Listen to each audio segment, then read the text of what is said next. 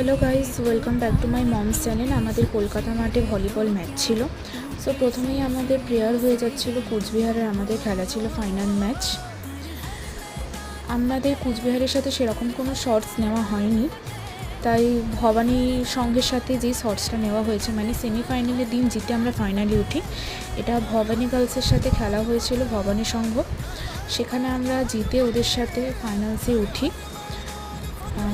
দেন আমাদের একটা photo clicking হয় এখানে, এই যে ফটো ক্লিকিং হয়েছে, আমরা ফাইনালে উঠেছি। দেন ফাইনালে উঠে রানার্স হয়েছিলাম, জিততে পারিনি আমরা কোচবিহারের সাথে। তবুও আমরা যে সেকেন্ড বা রানার্স হয়েছি সেটার জন্য ট্রফি নিয়ে সবাই শো করে আমরা বাড়ি চলে এসেছিলাম।